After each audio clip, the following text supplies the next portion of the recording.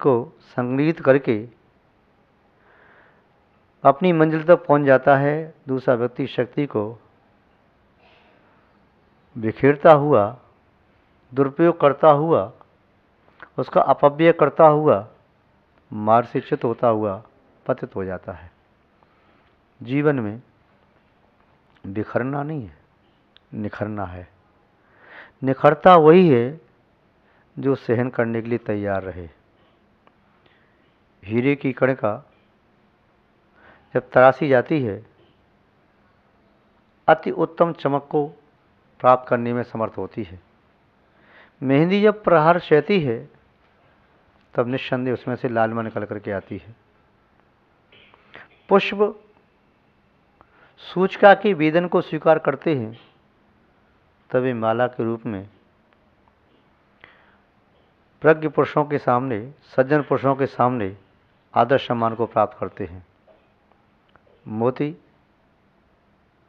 अपनी हृदय में से सूचिका को स्थान देता है, तो वह किसी के गले का हार बन जाता है। जीवन यूं ही महान नहीं बनता, उसको महान बनाने के लिए बहुत परीक्षाएं देनी होती है। स्वर्ण में चमक केवल ठंडे पानी के धोने से नहीं आएगी, उसकी किट्ट कालिमा को जलाने के लिए प्रदीप्त प्रज्वलित अग्नि की आवश्यकता है। उद्दीप्त अग्नि में जला हुआ स्वर्ण शुद्ध अवस्था को प्राप्त हो जाता है, संपूर्ण किट्ट कालिमा नष्ट हो जाती है। जो पुरुष आत्मविश्वासी है, अदम्य साहसी है, जिनके अंदर कुछ कर गुजरने का जुनून सवार है, वह प्रतिकूलताओं की अग्नि में जलते हुए शुद्ध दशा को प्राप्त करते हैं। संसार के प्रायकर के सभी पदार्थ ठोकर खा करके टूटते हैं, कोई भी हो। आप देखेंगे, चाहे बर्तन है, चाहे भवन, चाहे शरीर का अंग है और चाहे उपांग, चाहे कोई सूखा फल है और चाहे कोई लकड़ी का बना हुआ सामान या मशीनरी है या वाहन, जिन पर चोट पड़ती है तो टूटने लगते हैं। इतना ही नहीं, जो अपनी चोट से दूसरों को तोड़ने में समर्थ हैं, वे भी चोट खा करके टूट जाते हैं। इंसान प्रकृति का सर्वोत्कृष्ट उपादेय पदार्थ है।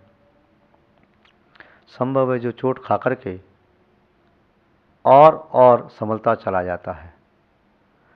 स्वर्ण की तरह से जो इंसान चोटों को सहन करता है, वह निखरता चला जाता है, किंतु जो मिट्टी से बने मटके की तरह से इंसान होता है, वह चोट खा के टूट जाता है। महानुभाव, जीवन में बिखरना नहीं है, निखरना है। बिखरे हुए व्यक्तियों का, बिखरे हुए गुणों का, बिखरी हुई शक्तियों का, बिखरी हुई वस्तुओं का कोई मूल्य नहीं होता। वह तो कचरे की तरह से, गंदगी की तरह से प्रतिभासित होती हैं। घर में पड़ी हुई सीखें, ऐसा लगता है कूड़ा कचरा पड़ा है। उन्हीं सीखों को अच्छी तरह से संभाल करके बांध लिया जाए तो झाड़ू बन जाती है, जो कचरे को साफ करने में समर्थ होती है। बिखरे हुए धागे अनुपयोगी होते हैं। एक सही तरीके से उन्हें यदि संभाल करके रखा जाए, ताना बाना बना करके बुना जाए, तो वस्त्र बन जाते हैं।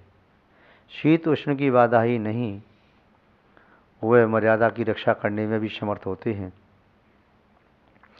ईंटें बिखरी हुई हों तो इंसान से ठोकर ही खाता है, किंतु उन्हें संभाल के रख लेता है तो भवन बना करके सुख प्राप्त किया जा सकता है।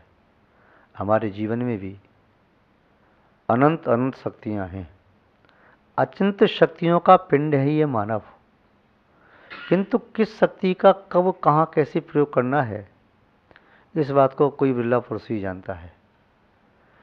मानव आकृति से सभी एक जैसे होते हैं, किंतु प्रकृति और शक्ति के पेशा सब अलग अलग होते हैं।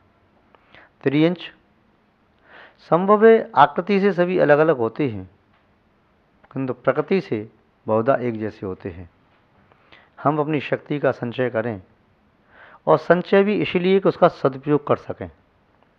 जो व्यक्ति अपनी शक्ति का, अपने गुणों का, अपनी उपलब्धियों का सदुपयोग करने में समर्थ होता है, वही अपने जीवन को निखारने में समर्थ होता है। जिस व्यक्ति के पास यह तरीका और सलीका नहीं है, वह व्यक्ति जीवन में कभी भी महान नहीं बन सकता। महानुभाव, सफल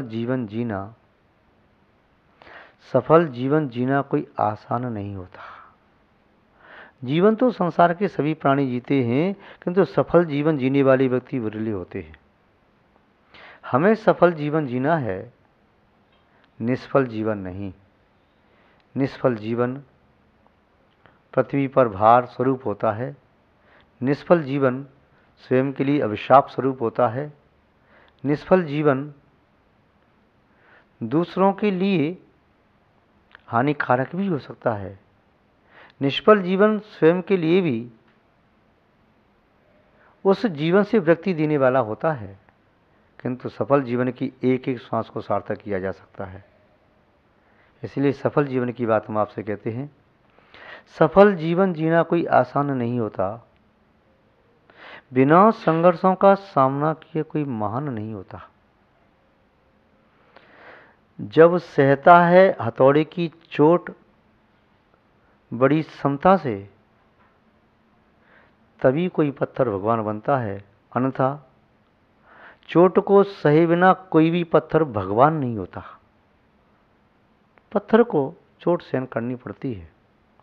मंगल कलश बनने के लिए उस मिट्टी को गीली मिट्टी करके आकृति तो दी जा सकती है, किंतु संवर्धन बिना चोट के नहीं होता। जब तक पुत्र और शिष्य वे चोट और डांट न खाएं, तब तक उनका विकास असंभव है।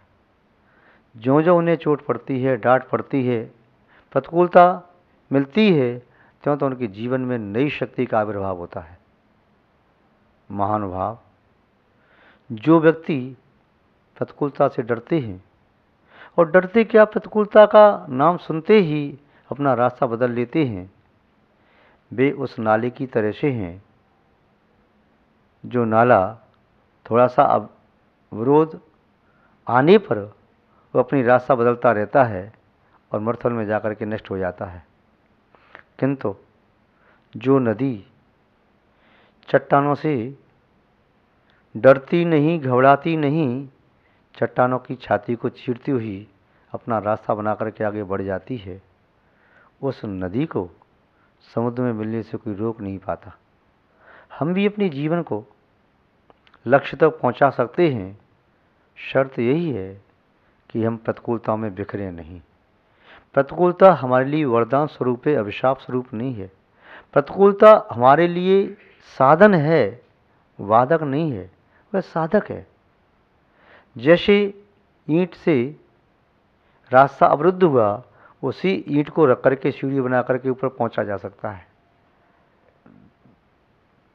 इसलिए जीवन में ये ध्यान रखें कि प्रतिकूलताओं को देख करके मुख मत मोड़ो। प्रतिकूलता देख करके मुख नहीं मोड़ना है, प्रतिकूलता देख करके अपनी शक्ति को जोड़ना है।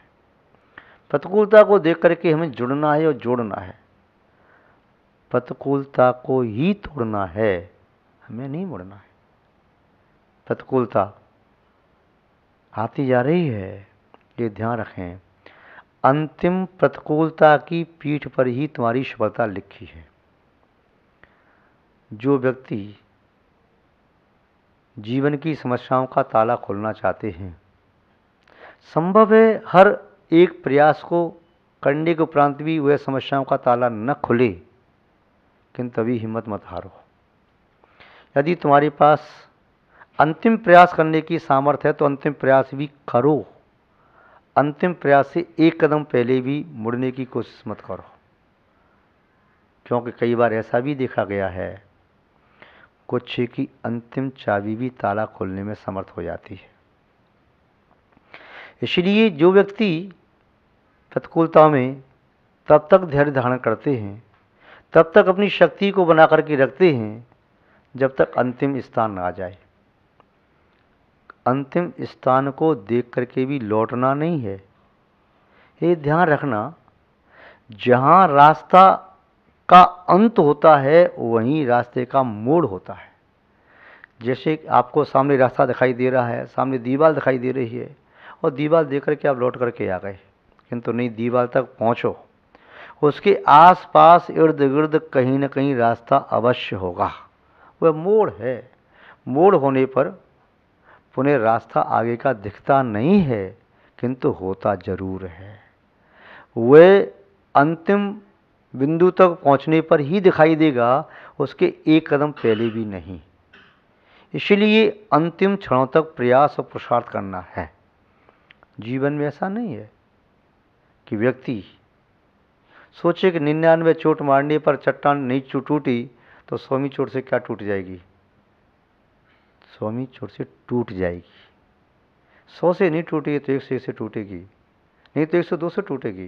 हिम्मत ना हारो, क्योंकि चट्टानें टूटती हैं। किसी की चोट विशेष होती है, किसी की कमज़ोर होती है। हो सकता है वही चट्टान 4 चोट में किसी ने तोड़ दी और तुम 400 चोट में भी नहीं तोड़ पाए, तो इसका आशा ये नहीं समझ लेना कि चट्टान कभी टूटेगी ही नहीं। चट्टान टूटेगी। 4 में नहीं टूटी 40 में टूटेगी, 40 में नहीं 400 में टूटेगी, 400 में नहीं तो 4000 में टूटेगी। हिम्मत मत हारो, टूटेगी तो जरूर, क्योंकि टूटना उसका स्वभाव है।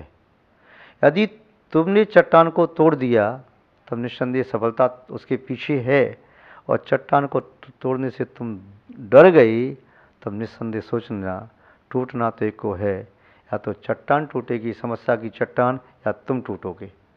जो समस्या की चट्टान को तोड़ने के पहले स्वयं टूट जाता है, वे जीवन में कभी चट्टानों को समस्याओं को तोड़ नहीं पाते। महानुभाव, जीवन में एक बात ध्यान रखना है, जो खो दिया, जो खोया है उसे, जो पाया है उसे खोया नहीं करते, जो नहीं पाया है उसके लिए रोया नहीं करते। जो साहसी व्यक्ति होते हैं, जो पाया है उसे कभी खोया नहीं करते, और जो नहीं पाया है उसके लिए रोया नहीं करते। जीवन में यदि कुछ करना है तो संघर्षों का सामना बड़े साहस के साथ करो, क्योंकि महापुरुष कभी मजबूरियों का रोया नहीं करते। यदि आप अपने आप को महान मानते हैं, महान बनाना चाहते हैं, तो आज से संकल्प ले लो, किसी के सामने अपनी मजबूरी प्रस्तुत मत करो कि मैं मजबूर हूँ ऐसा काम करने से। आपकी मजबूरी हो, कमजोरी को भी मजबूरी मत बनाओ। कोई भी कमजोरी हो सकती है, किंतु मजबूरी नहीं। मजबूर नहीं व्यक्ति सब कुछ कर सकता है, तो मजबूरी के लिए क्यों रोना। व्यक्ति जब करना चाहता है तो एक बहाना पर्याप्त है काम करने के लिए, नहीं करना चाहता है तो 1000 बहाने खोज लेता है काम न करने की। वह 67 वर्षीय महिला अमरावती की, पुणे महाराष्ट्र की लता करी, इसका पुत्र विदेश में नौकरी करता है, पति अस्वस्थ हैं। पुत्र ने कुछ धन भेजा, किंतु स्वास्थ्य के लिए अपर्याप्त रहा। चेकअप कराने पर मालूम चला कि बीमारी बहुत बड़ी है। उसने कहा किसी तरह से मुझे अपने पति की रक्षा करनी है, और वह प्रतियोगिता में भाग लेती है। आपको आश्चर्य होगा, लता खरे ने 67 वर्ष की उम्र में दौड़ प्रतियोगिता में भाग लेकर के पुरस्कार केवल इसलिए प्राप्त किया था, उस पुरस्कार के माध्यम से धनराशि से पति का उपचार करा सकूं, और सफल हुई। इसी तरह से आपने करौली का नाम सुना होगा। करौली, जिसमें एक संकल्प था कि मैं जीवन में शूटर बनूंगा, और बहुत अभ्यास किया, किंतु ओलंपिक के पहले किसी दुर्घटना में उसकी एक भुजा चली गई। लोगों ने उसका उपहास उड़ाया, मजाक किया, हंसी उड़ाई, उसने हिम्मत नहीं हारी और वह करौली एक हाथ से भी इतना अच्छा शूटर बना। कंटिन्यू 4 बार ओलंपिक में उसने स्वर्ण पदक जीते। महानुभाव, हिम्मत नहीं हारना है, आगे बढ़ना है, क्योंकि जो हिम्मत वाले व्यक्ति आगे बढ़ते हैं निश्चित वे जीतते हैं, और नहीं जीतते हैं तो वे एक नया तजुर्बा सीखते हैं। आप ये न सोचो कि आगे क्या होगा। ऐसा क्यों सोचते हो कि वक्त बुरा होगा? अरे जीवन में कुछ नहीं मिला तो क्या, जीने का एक तजुर्बा तो आगे नया होगा।